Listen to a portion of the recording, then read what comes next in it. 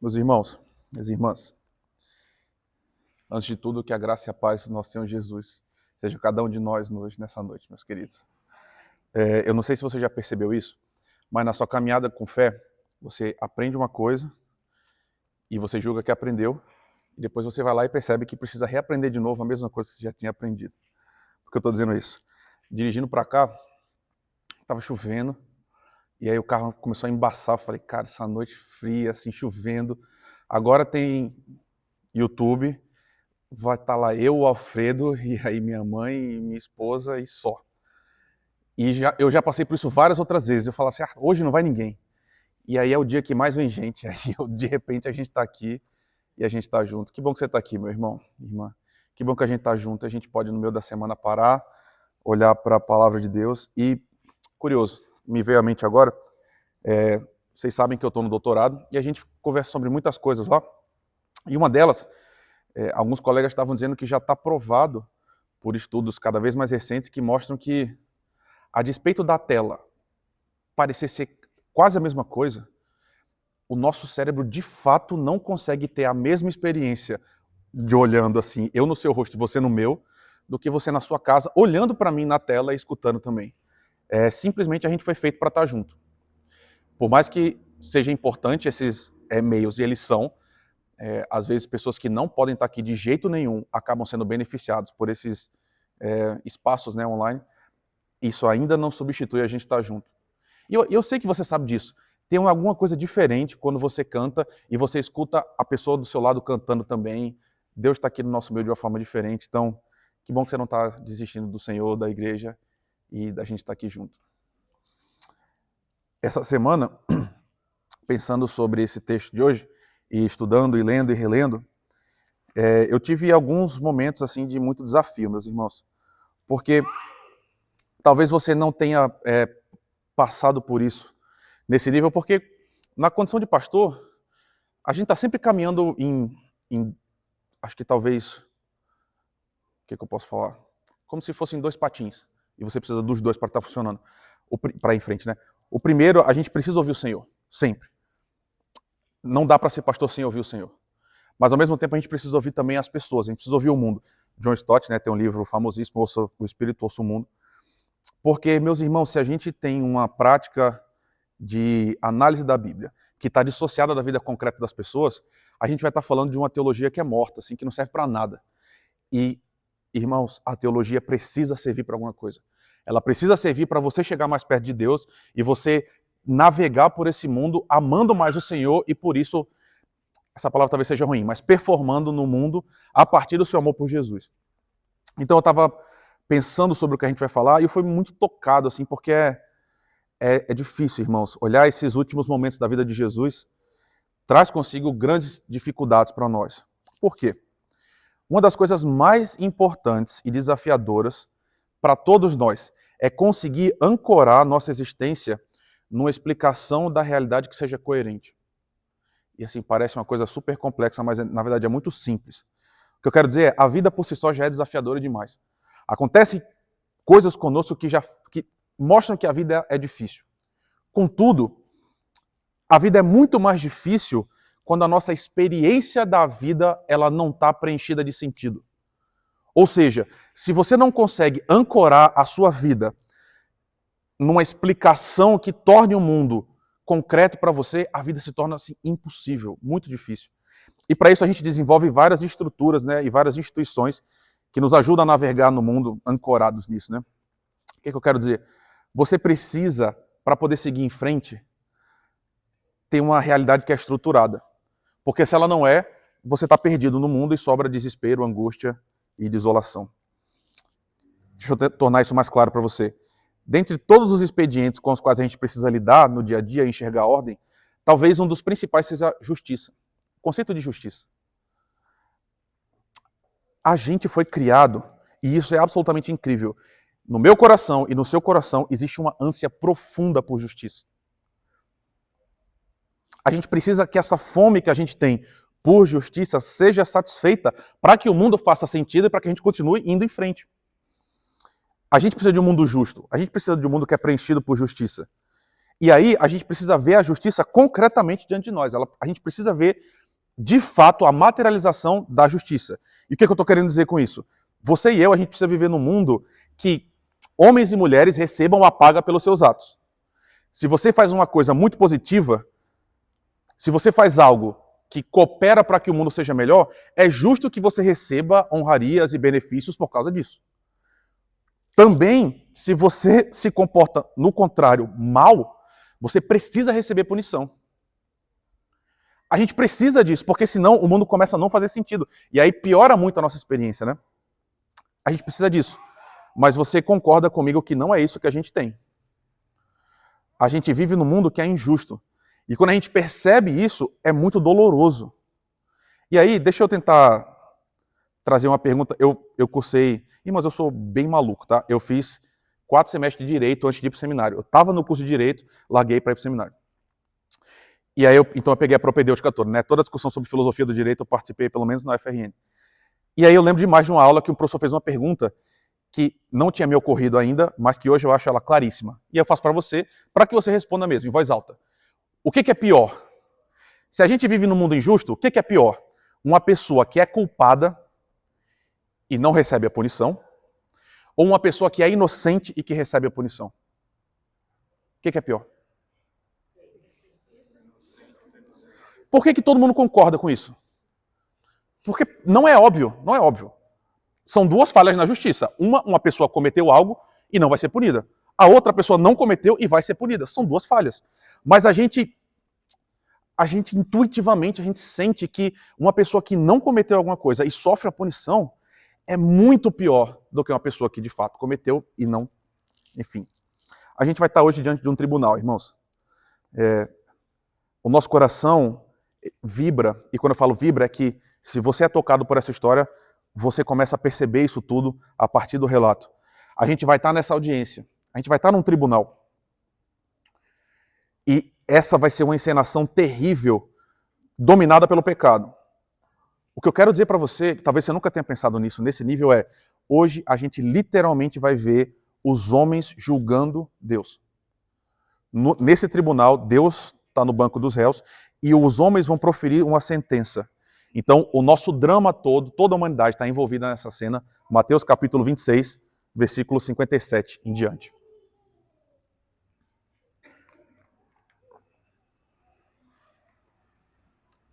Evangelho segundo Mateus, capítulo 26.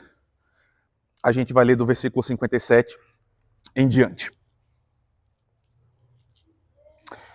E os que prenderam Jesus o levaram à casa de Caifás, o sumo sacerdote, onde se haviam reunido os escribas e os anciãos. Pedro seguia de longe até o pátio do sumo sacerdote, e tendo entrado, assentou-se entre os servos para ver como aquilo ia terminar. E os principais sacerdotes e todo o sinédrio procuravam algum testemunho falso contra Jesus, a fim de o condenarem à morte. E não o acharam, apesar de terem sido apresentadas muitas testemunhas falsas. Mas afinal compareceram 2 testemunhas afirmando: este disse, posso destruir o santuário de Deus e reconstruí-lo em 3 dias. E levantando-se o sumo sacerdote, perguntou a Jesus: você não diz nada em resposta ao que estes depõem contra você? Jesus, porém, guardou silêncio. E o sumo sacerdote lhe disse: eu exijo que nos diga, tendo o Deus vivo por testemunha, se você é o Cristo, o Filho de Deus. Jesus respondeu: é o Senhor mesmo quem está dizendo isso. Mas eu lhes digo que, de agora em diante, vocês verão o Filho do Homem sentado à direita do Todo-Poderoso e vindo sobre as nuvens do céu. Então o sumo sacerdote rasgou as suas vestes e disse: blasfemou. Por que ainda precisamos de testemunhas? Eis que agora mesmo vocês ouviram a blasfêmia. O que vocês acham? E eles responderam: é réu de morte. Então alguns cuspiram no rosto de Jesus e bateram nele. E outros o esbofeteavam, dizendo: profetize para nós, ó Cristo. Quem foi que bateu em você? Deus, tem misericórdia de nós, porque nós te amamos, Senhor. A gente não se aproxima desse texto, e a gente, em nos aproximando desse texto, não se aproxima desse relato como alguém que está, de forma meramente curiosa, ouvindo uma história, Pai. Não, nós somos teus filhos, nós te amamos e isso mexe com o nosso coração, Senhor. Então, nesse momento em que a gente está falando sobre essas coisas, por favor, que o Teu Santo Espírito nos ajude. Espírito Santo de Deus, por favor, nos leva à verdade, se conosco. A gente precisa tanto do Senhor, Pai. Então, por favor, tenha misericórdia e nos encanta de novo. É o que eu te peço no nome de Jesus. Amém. A gente largou, irmãos, esse relato com Jesus enfrentando o que é talvez a pior, o que foi talvez a pior angústia de todo o seu ministério. O texto ele é tão rico, e se você ouviu, você lembra disso, que posiciona Jesus, a partir de uma experiência que é emocional, à beira da morte. Jesus estava completamente dominado por angústia e por tristeza, é o que diz o texto. Ele estava diante dele com o pior sofrimento que pode existir a um homem, que é o próprio inferno. Naquele cálice que Jesus pede para que seja passado dele, a gente tem toda a ira de Deus destinada a todos os eleitos. E Jesus, então, vence, continua em frente e vai por mim e por você. Então, ele sai desse momento mais íntimo, retorna aos discípulos, e aí a gente tem a cena da traição. A gente não leu, nem vai, mas você lembra a história. Judas vem com uma multidão, e é muito curioso, né, irmãos? Eu tentei chamar a sua atenção disso. A gente tem aqui gente covarde, do começo até o final. Eles vão à noite para o jardim, e eles vão numa multidão, era muita gente. E eles vão até Jesus, Judas dá um beijo em Jesus, com isso mostra quem ele é preso, e agora ele está então sobre custódia dos judeus. Esse é o texto que a gente está vendo. Jesus acabou de estar em posse agora dos judeus. E note, lembre disso, todos os seus discípulos fugiram e o deixaram. É assim que termina o texto anterior. Jesus está sozinho e agora Jesus vai participar de um julgamento. E aí, irmãos, a gente talvez aqui tenha uma certa dificuldade de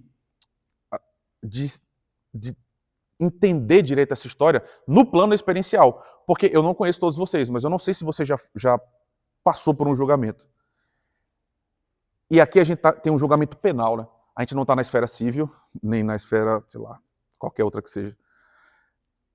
Jesus vai ser julgado. E aí, me ocorre agora, eu lembro demais, tinha um cara lá em Natal, olha que história, ele trabalhava no hotel. E aí, trabalhando na recepção do hotel, ele foi testemunho de um furto. O cara, não lembro o que era exatamente, mas 2 moleques passaram, pegaram alguma coisa de uma menina e saíram correndo. Ele correu atrás e pegou os caras e esperou que a polícia chegasse. Quando a polícia chegou, os caras disseram, ele está com a gente. E aí ele teve que participar do processo todo, mesmo não tendo absolutamente nada a ver, mesmo tendo as câmeras, os depoimentos, mas o fato dele estar participando de um processo foi suficiente para, assim, pressionar a mente desse amigo nosso por quase 2 anos, que foi quando durou todo o processo. É muito difícil isso. Você está à mercê de sem fim de pessoas que vão julgar os seus atos, determinar o seu futuro. É isso que a gente tem diante de nós, um julgamento. E a gente tem um julgamento, assim, nos termos mais estritos possíveis, né? A gente está realmente no campo do direito. E a gente vai ver como é que esses homens conduzem o julgamento, eu lembro a você, de Deus. Os homens estão julgando Deus. E aí, se a gente observar o rito até agora, alguma coisa salta aos nossos olhos. Essa vai ser uma pergunta meio abrangente, eu não sei se a gente vai chegar nela. Mas a gente não começou ainda o julgamento propriamente dito. A gente tem até agora a prisão de Jesus. Mas o que é necessário para que uma prisão ocorra e que a gente não enxerga no texto passado? O que está faltando já de saída? Esse é um crime. Essa é uma coisa, o crime. Mas não é exatamente isso que eu quero que a gente perceba. Para que alguém seja preso, irmãos, é preciso que ele cometa um crime, certo? Mas é preciso que as entidades que o prenderam forneçam o quê?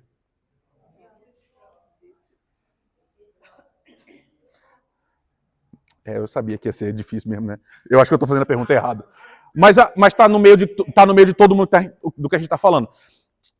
A gente precisa de uma acusação. Que está tangenciando o que vocês estão falando, claro. Você percebe que ninguém pode ser preso sem que haja uma acusação? Se alguém vier ali prender um dia, a primeira pergunta é, por que eu estou sendo preso? Para que alguém seja conduzido a uma autoridade, é preciso que seja manifesto claramente o motivo. Por que Jesus foi preso? Qual foi a acusação?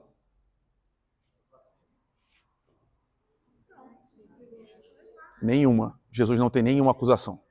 Ele foi preso sem que ele fosse acusado de nada. E aí ele diz, no texto passado, ele fala, para quem está aprendendo, todos os dias no templo eu me assentava ensinando e vocês não me prenderam. E aqui, irmãos, perceba, o que Jesus está dizendo é, eu fui um homem público, eu não me escondi de nada. E mais, Jesus nunca escondeu a sua pregação também. Não é como se ele estivesse pregando escondido, e aí quando chegavam as pessoas ele mudava de assunto e vamos fingir que não está acontecendo. Não, pelo contrário. O que ele está dizendo é, eu estava todo dia no templo, faz 3 anos. Ele está andando, pregando, e quem o prendeu estava sendo alvo desse ensino também. Então pense, irmãos, eu quero muito que vocês tentem pensar não com o que aconteceu, mas com o que deveria ter acontecido. Se Jesus de fato está cometendo um crime, por que esses homens não prenderam em flagrante e o conduziram de forma apropriada? Por que foi de noite? Por que foi sem acusação? E aí a gente tem esse momento, né, esse fator temporal. A prisão foi feita à noite. Mas não só a prisão foi feita à noite. O julgamento foi feito à noite também. Notem, a gente tem, me falta agora a lembrança específica de quem é, mas a gente tem os discípulos lá em Atos, eles são presos, espera-se amanhã para começar o julgamento, mas no meio do caminho o anjo soltou os discípulos e estavam lá de novo pregando. Mas perceba, o rito normal era, houve a prisão, de manhã a gente vai começar o julgamento. Não é o que acontece com Jesus. E aqui, o que eu estou falando com vocês é, o direito legal judaico. Na Talmud, os comentaristas, a partir de Deuteronômio, falam, todas as vezes que nós formos julgar alguém, a gente precisa julgá-los à luz do dia. Por quê? A ideia dos rabinos era, a luz traz clareza, a gente enxerga melhor as coisas na luz. Então não vamos fazer de noite, vamos fazer de dia. Para esse componente mesmo, assim, meio imaterial, de falar assim, não, vamos fazer coisas claras. Não foi o que aconteceu com Jesus. E a gente tem a coisa só pior, irmãos. Para onde é que Jesus foi levado?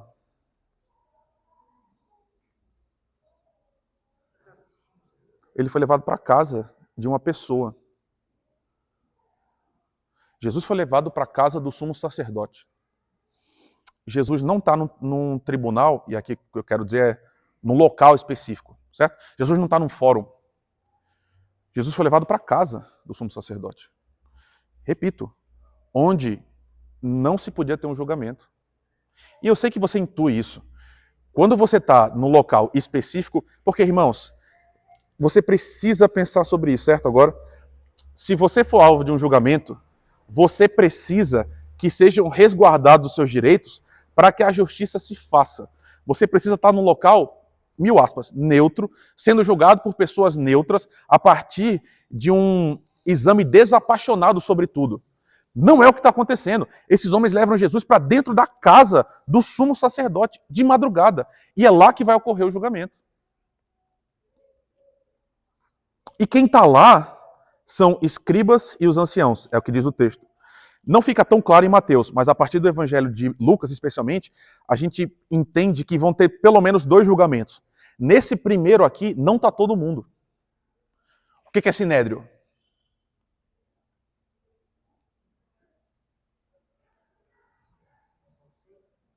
Porque eu sei que você é aluno do pastor Alfredo na escola dominical e ele já falou o que é sinédrio. O que é sinédrio?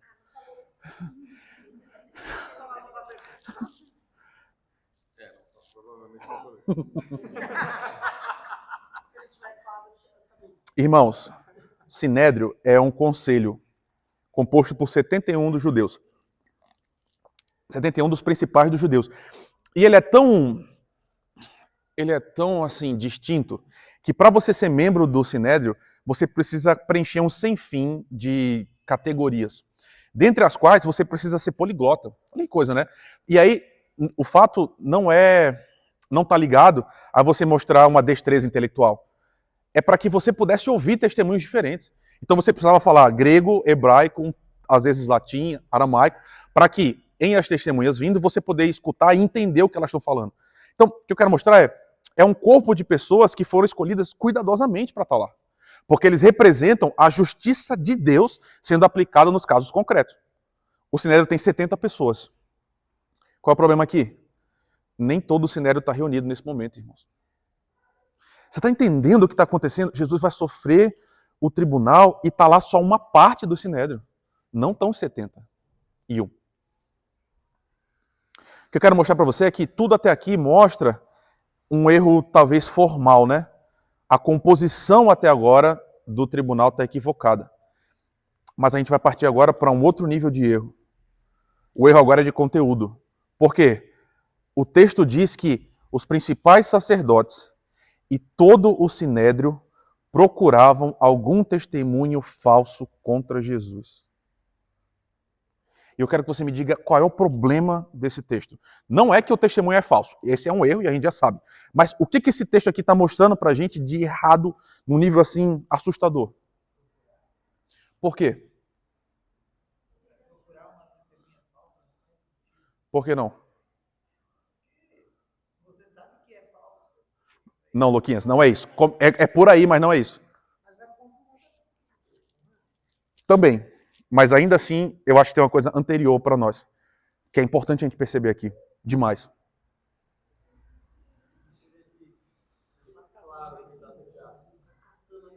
É exatamente isso. Meus irmãos, para que serve a justiça? Para que, a partir de um fato concreto cometido, a gente possa dar a paga a quem cometeu, seja de forma positiva, seja de forma negativa. Ou seja, a justiça serve que, na hora que um crime aconteceu, a gente vai trazer alguém para julgamento, porque essa pessoa precisa ser coibida no seu cometimento de crime para os próximos que se passam. Não cabe à justiça pegar alguém e ficar investigando a vida da pessoa, tentando procurar alguma coisa até encontrar para punir. Você entende? O tribunal de Jesus é o contrário. Um tribunal normal, como deveria ser, é primeiro você tem um crime, depois você tem uma prisão, um julgamento que é justo e, por fim, uma sentença executada. Começa com o crime. Começa com um fato que ninguém discorda. É isso que eu estou querendo mostrar para você. Houve um assassinato, houve um roubo. A partir disso, a gente vai instalar um tribunal. Você não começa um tribunal e instala, trazendo a pessoa e falando assim, vamos passar um pente fino na sua vida agora até achar. O que eu estou querendo mostrar para vocês, irmãos, é que, a priori, isso está invertido. E o que isso está mostrando para a gente? A deliberação desses homens é, a gente precisa matar Jesus. Vamos procurar um jeito agora de fazer isso. E isso é perverter a justiça no nível tão intenso, irmãos. Porque vai no âmago do próprio direito. E volta ao começo. O que eu estou querendo mostrar para você? Meus irmãos, se a justiça está corrompida, se a aplicação do direito está se fazendo da forma errada, pelos meios errados, com os fins errados, o mundo não faz sentido. Você entende? Para que o nosso mundo faça sentido e a gente se coloque na vida real, a gente precisa acreditar que a gente está caminhando e existem certos direitos que precisam ser preservados, e na medida que esses direitos são quebrados, alguém vai ser punido, justamente punido. Mas a partir de um processo que é correto, que é justo, que é direito. Quando a gente olha esse tipo de ocorrência, o próprio conceito da justiça está deturpado. E aí eu estou querendo mostrar para vocês que os homens decidiram matar Deus. E agora estão procurando um jeito de fazer isso.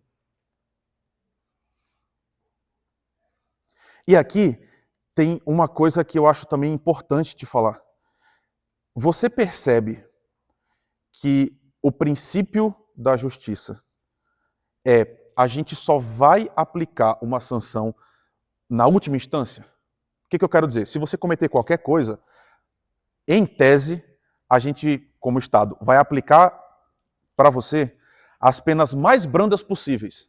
Por isso que você tem réu primário. Se você cometeu o primeiro crime, você tem uma pena mais branda de quem é reincidente. Se você comete um crime de menor potencial ofensivo, você também recebe uma punição menor. Ou seja, a gente reserva a privação de liberdade, né, que é você de fato ser preso, para o último caso. Ou seja, a gente tenta até o final não te prender. É isso. Se der para resolver de outra forma, a gente vai resolver de outra forma antes que você seja de fato preso. Só que na prática o que está acontecendo aqui é exatamente o contrário. A gente quer punir, a gente quer matar, de todo jeito.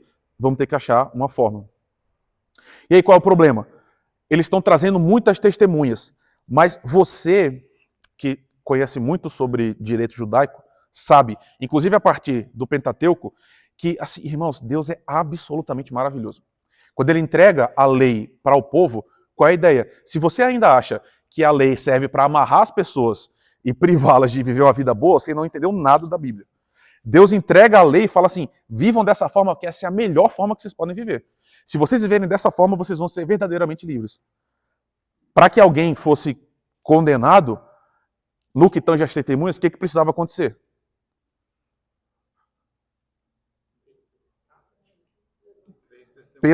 São pelo menos duas. Por que tem que ser pelo menos duas? Isso é óbvio, não, irmãos? Eu posso chegar e falar, o Alfredo me deu uma facada ontem. E aí vai ficar a minha palavra contra dele. Então, o que Deus está dizendo é, nunca, e a palavra é certo, nunca aceitem o testemunho de uma só pessoa. Tem que ter pelo menos duas. E aí, irmãos, elaborando esse princípio de Deus, nesse ponto aqui que a gente está da vida de Jesus, numa pena capital, que é a que eles estão querendo impor até Jesus, você precisa de duas pessoas, certo? Mas as categorias que essas pessoas têm que preencher são bastante profundas, para que o testemunho delas possa ser considerado válido. Não pode ser qualquer pessoa. Os testemunhos, eles têm que estar afinados. As duas testemunhas têm que estar dizendo exatamente a mesma coisa. As duas têm que ter presenciado o fato. As pessoas precisavam ter mais de 13 anos, que era a partir do bar mitzvah, né? Então, era considerado um adulto. As pessoas precisavam ser reconhecidamente na comunidade de caráter, íntegras. E mais, elas não podiam ter um conflito de interesse com o que estava sendo julgado. Eu não sei se está soando muito técnico para você, mas o que eu estou querendo dizer para você é, meus irmãos, é muito sério o que está acontecendo. A vida de um homem está sendo definida. E aí, nesse tribunal que foi montado pelos homens, eles estão tentando de qualquer jeito encontrar pelo menos duas testemunhas que concordem em tudo e que possam levar Jesus até a morte. E o que acontece? Eles não encontram ninguém. Olha que coisa impressionante. A conduta de Jesus é tão ilibada, o que é ilibada? Tão correta, que não conseguem encontrar nem duas testemunhas que consigam preencher esses critérios e que possam, de fato, servir para condenar o Senhor. Nenhum dos testemunhos fornecidos concordavam entre si. E o que eu quero mostrar para você também é, o texto dá uma ideia, irmãos, de imperfeito, passado, certo? Tempo verbal imperfeito. O que isso quer dizer? Eles estavam procurando e viam duas testemunhas. E falavam, e nenhuma delas conseguia incriminar Jesus. A gente não sabe quanto tempo passou. O que a gente sabe é que essas pessoas estão o tempo todo falando, sem conseguir provar alguma coisa sobre o Senhor.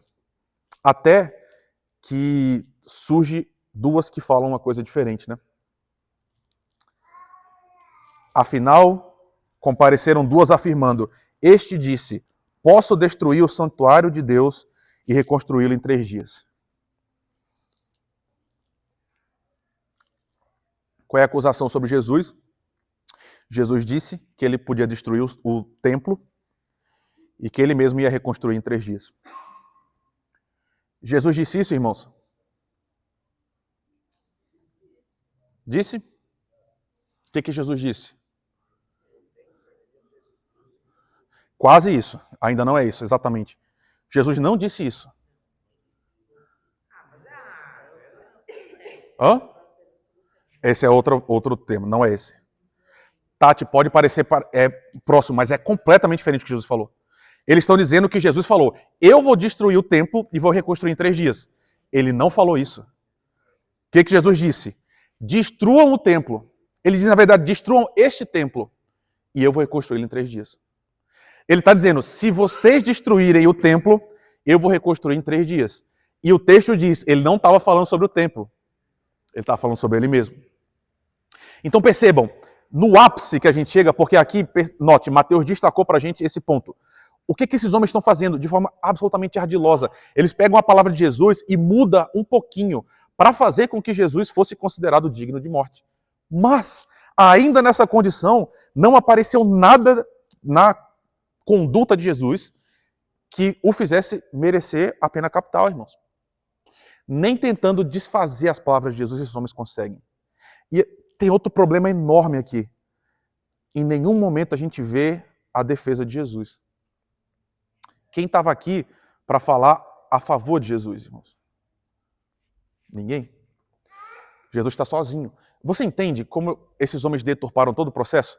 Aqui a gente tem um circo que está montado de uma forma assim opressiva sobre Jesus, sem deixar a ele a possibilidade de um julgamento justo.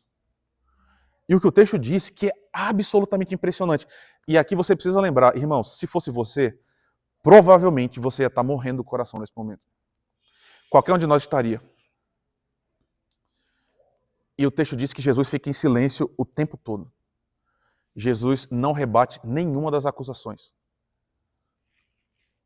Incrível, né? Jesus podia ter dito, eu não falei isso. Vocês estão enganados. Jesus podia ter dito, esse tribunal é injusto. Jesus podia ter apelado. Ele não faz nada, ele fica em silêncio. O tempo inteiro em silêncio, sem qualquer resposta. E aí perceba, eu estou tentando te mostrar que a angústia de Jesus no jardim, aqui está se provando que não estava ligado necessariamente à morte. Jesus não está preocupado que ele vai morrer, no sentido de que ele vai para a cruz. Parece uma postura muito serena de Jesus. E uma postura de quem está no controle da situação sendo julgado. Incrível isso, né? Jesus aceita o seu destino, porque ele sabe que está cumprindo a vontade do Pai. E aí, esse estado de coisas vai chegando num ponto tal que a pressão é muito grande e uma pessoa perde a paciência, que é o sumo sacerdote.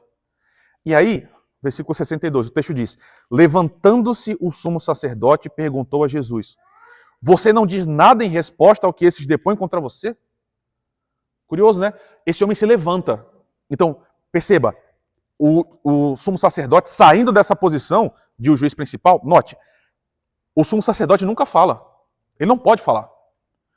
A palavra dele é sempre a última. É a que tem mais peso. Portanto, ele nunca fala no processo. Mas aqui ele fala. E ele não só fala, como ele se levanta para falar. Percebe? Ele perdeu as estribeiras. E levanta. E ele fala, você não vai responder nada. E aí o texto diz que Jesus continua em silêncio. Jesus fica calado. Ao ponto que o sumo sacerdote rompe as expectativas aqui, né? Ele diz, olha como esse homem estava desequilibrado. Eu exijo que você nos diga, tendo o Deus vivo por testemunha, se você é o Cristo, o Filho de Deus. Aqui a gente chega num momento de maior dramaticidade, né? Esse homem pergunta, diante de Deus, eu quero que você diga para nós se você é o Cristo, Filho de Deus. E aí Jesus fala, porque aqui não é acusação, percebe? Ele fala, eu quero que você diga para nós. E aí Jesus responde. E o jeito que Jesus responde é, de novo, de alguém que está muito no controle da situação. Ele diz, você que está dizendo isso. É a mesma coisa que ele falou para Judas. Lembra? Judas fala, sou eu, Senhor. Aí Jesus diz, você que está dizendo isso. Que é uma forma de dizer, é isso mesmo.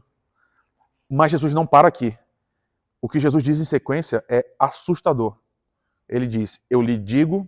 Não, perdão, não é eu lhe digo, é eu lhes digo. Jesus está se referindo a todo o tribunal. Que desde agora vocês verão o Filho do Homem sentado à direita do Todo-Poderoso e vindo sobre as nuvens do céu. Aqui é uma afirmação muito categórica, irmãos. Muito. Ele está dizendo, sim, eu sou. E mais, daqui para frente vocês vão ver quem de fato eu sou. Vocês vão entender o que vocês estão fazendo aqui agora. Só que Jesus aponta para um outro tribunal. Você percebe? Jesus está dizendo, um dia, daqui para frente, vocês vão ver, eu vou estar à direita do Todo-Poderoso. Essa noção, né? Aquele que está à direita da autoridade. Jesus diz, vai haver um juízo. E eu vou estar ocupando a posição de juiz, não vocês. E eu vou estar ocupando a posição de juiz com Deus, ao lado de Deus. Caramba, irmãos, Jesus está invertendo. Ele está dizendo o seguinte, olha, os papéis vão se inverter. E toda a humanidade, incluindo vocês vão ser julgados. E vocês vão ser julgados por mim. Fala. Esse é um dito levemente enigmático de Jesus. Mas o que ele está dizendo é, está chegando a hora que vai ficar claro essa inversão de papéis final. Porque esses homens vão assistir a crucificação daqui a pouco. Eles vão ver os terremotos, eles vão ver o céu escuro, e eles vão entender que de fato ali o que está acontecendo é Deus está morrendo pelas nossas mãos e vai haver uma inversão. Ele vai mandar. E nem assim eles se convertem, né? O que é assustador.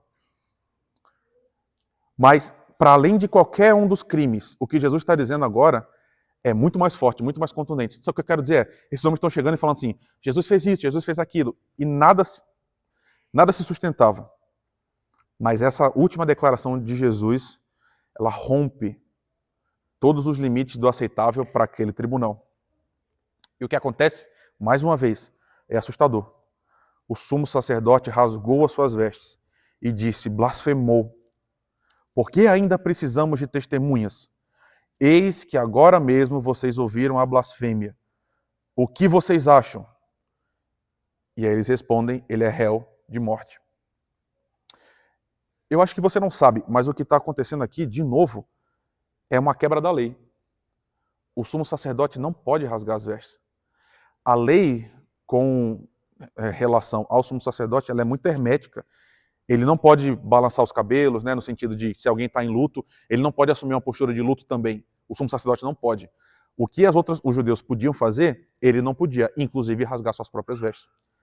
Mas ele, de novo, quebra a lei, e aí ele fala para todo mundo, olha, ele blasfemou, a gente não precisa mais das testemunhas. O que vocês acham? E aí todo mundo fala, é réu de morte. E assim eles concluem o processo, irmãos, o julgamento, né? O tribunal. Sabe? Eu não sei se você está entendendo, é meio que por aclamação. Qual é o rito certo? Não, a gente vai prendê-lo, os fatos vão ser apresentados, vai ter os testemunhos, vai ter o contraditório, a gente vai analisar e depois vai proferir a sentença. Acaba o tribunal de Jesus quase assim. E aí, galera, o que vocês acham? Aí todo mundo, vai mesmo. E aí foi. E termina assim, de qualquer jeito, por aclamação, né? A sentença, ele é culpado de morte.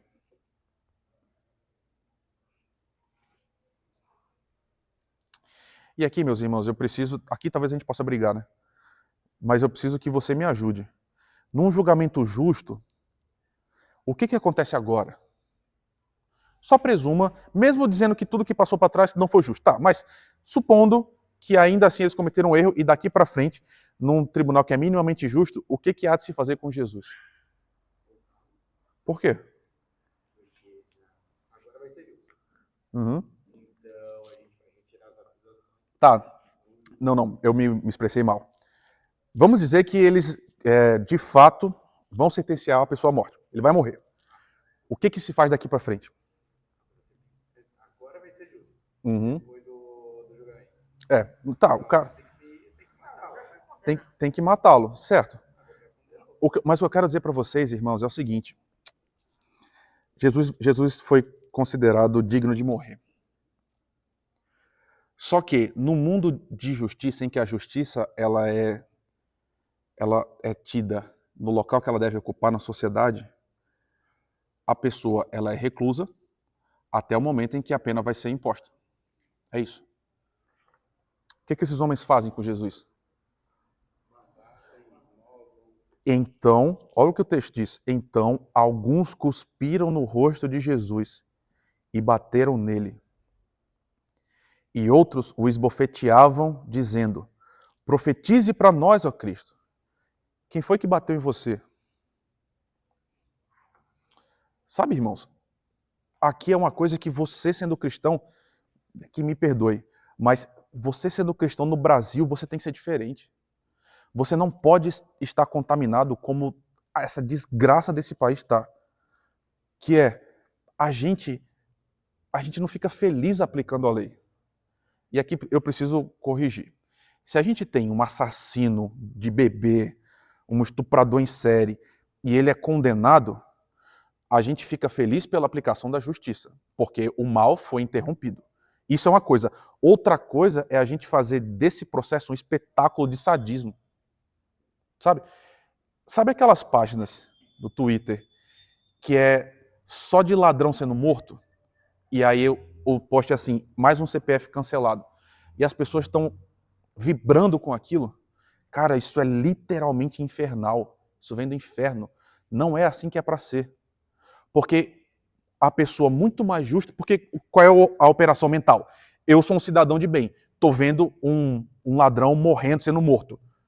Eu sou melhor que ele, eu estou feliz, porque ele morreu e eu vou continuar vivo. Meus irmãos, você não é mais justo que Deus. E o próprio Deus diz, eu não me alegro na morte do culpado. Entende? O que eu quero dizer para vocês é, quando a justiça é feita, a gente fica feliz porque a justiça é feita. Ótimo. Mas sempre é uma lástima, é sempre uma derrota. Por quê?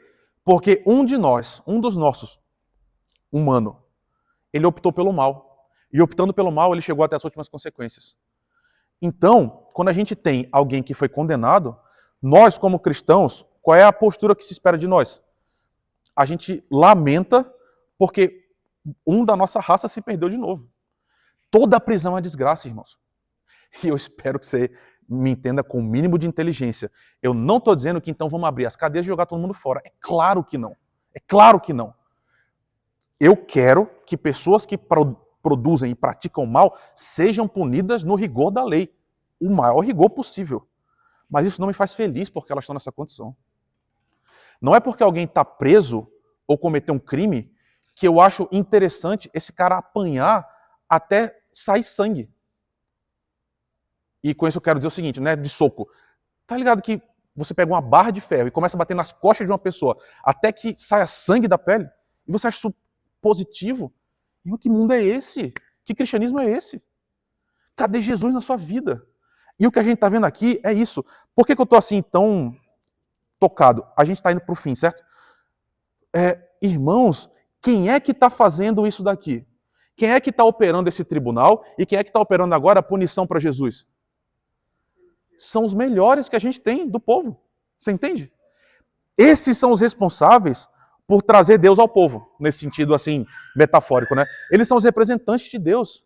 E o que eles estão fazendo agora eles quebraram todas as leis. Caramba, esses caras não eram tão, assim, emocionalmente imbuídos de cumprir a lei? Eles não davam o dízimo até da mínima folhinha? Por que agora eles saíram descumprindo todas essas leis? Como é que essa conta fecha? O que você precisa perceber é, isso daqui é a hipocrisia desses homens escancaradas, que agora, no momento em que, eu estava até escutando um pastor, eu achei perfeito o que ele falou. Vamos supor que esses homens fossem justos. E quando eu falo justos esses homens precisam proteger o povo de um delinquente. Ótimo.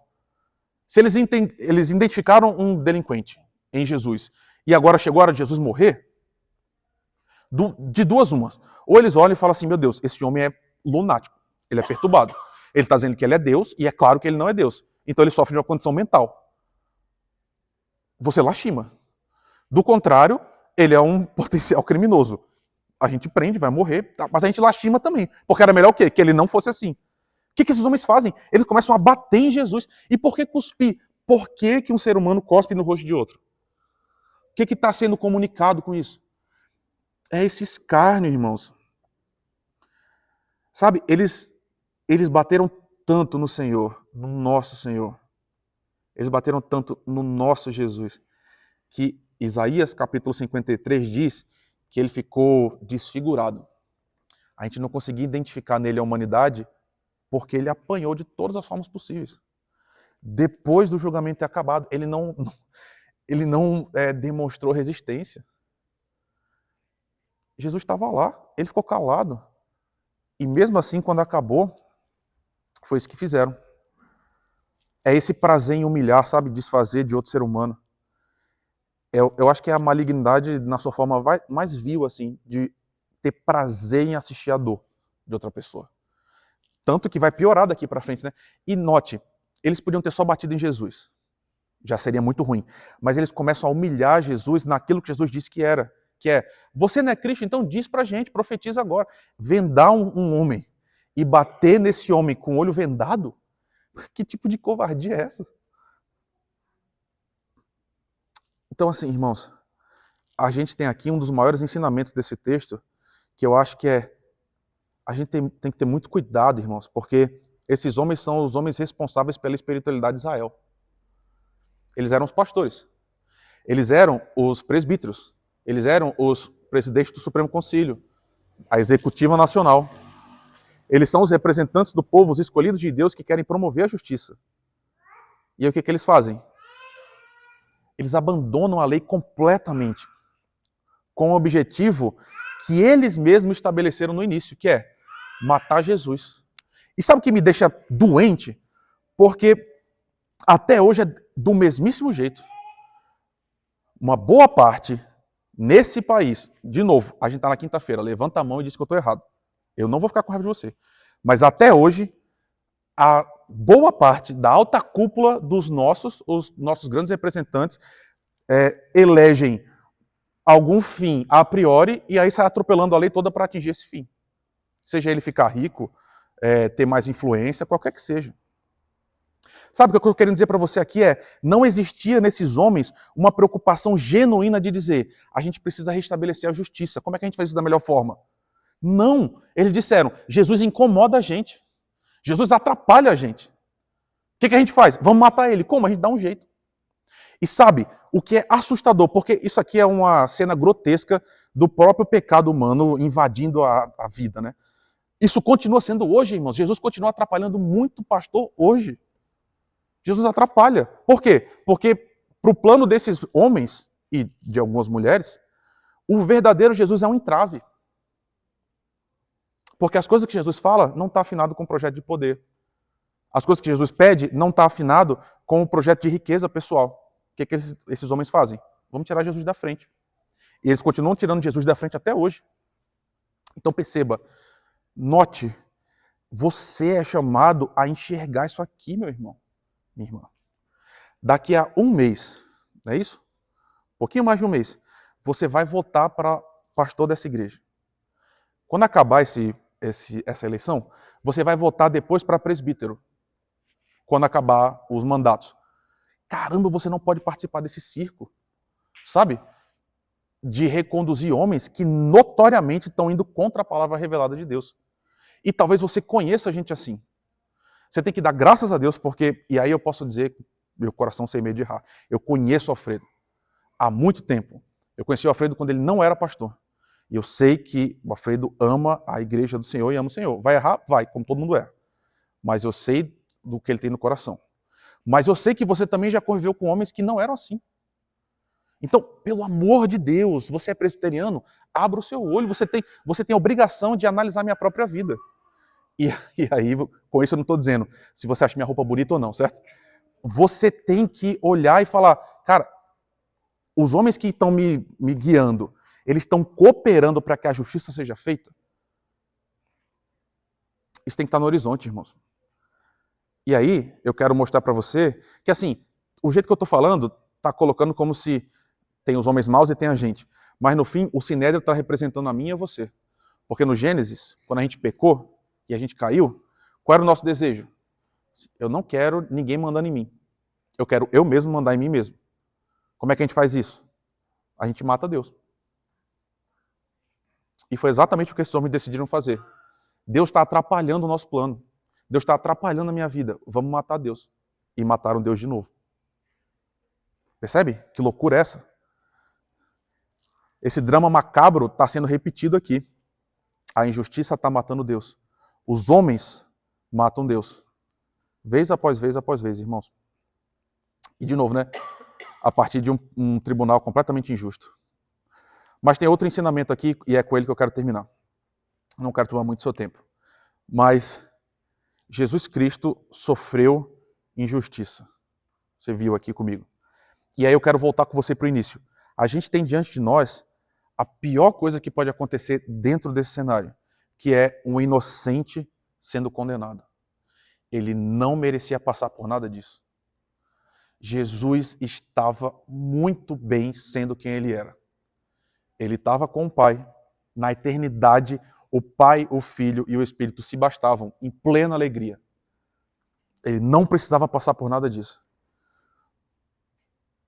E aí esse inocente foi condenado num tribunal corrupto. E aqui ele realmente marchou para a morte. E ele fez isso para quê? Para que no tribunal que está vindo, que não vai ser injusto, irmãos. Caramba, as pessoas falam tanta besteira. E elas falam coisas horríveis sem nem saber, né? Se você vive pela justiça, aí eu estou falando, se você quer, se o que você deseja é que a justiça seja aplicada no seu mais alto grau, qual é a coisa mais justa do mundo? Deus mandar cada um de nós para o inferno eternamente e ser louvado pela sua justiça eternamente, todos nós perecendo, porque a gente pecou e a gente continua pecando. Nesse tribunal final, onde a justiça de fato vai prevalecer, ninguém consegue ficar de pé. À exceção de alguns. Quem? Aqueles que trocaram de lugar com Jesus, né? De novo. O que ele fez? Ele enfrentou o tribunal injusto para que você não precisasse sofrer o tribunal que é justo. Ele sofreu a injustiça para que você não sofresse a justiça de Deus. E o que é mais louco, e com isso a gente termina, tem um trecho em Colossenses, que é uma carta absolutamente maravilhosa, em que Paulo diz: o escrito da dívida que você tinha foi pregada na cruz e ela foi completamente anulada. Caramba, isso quer dizer que toda a dívida que você tinha com o Deus Santo Eterno, toda ela Jesus cravou na cruz e disse: você não está devendo mais nada para mim, você está em paz. Por que ele fez isso? Por um amor que é de uma teimosia surreal, né? E com teimosia eu quero dizer, ele sabia quem a gente era, ele sabia que a gente ia pecar, que a gente ia ficar errando e que a gente ia ficar sendo do jeito que a gente é. E mesmo assim, por nossa causa, ele sofreu cusparadas, ele apanhou, sem falar nada, porque ele queria que você tivesse com ele para sempre. E aí eu termino com a mesma pergunta da semana passada. Se esse é o seu Jesus, será que ele não é digno do seu amor?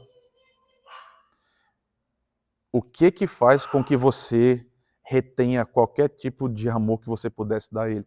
O que pode ser maior do que o que ele já fez por você? Tem misericórdia de nós, Senhor. A gente não consegue alcançar essas coisas, Deus, porque elas são poderosas demais, elas são sublimes demais. A gente não consegue entender. Mas muito obrigado, Jesus, porque o Senhor foi no nosso lugar, Pai. Senhor, eu não conseguiria enfrentar um tribunal. O Senhor sabe que eu sou fraco.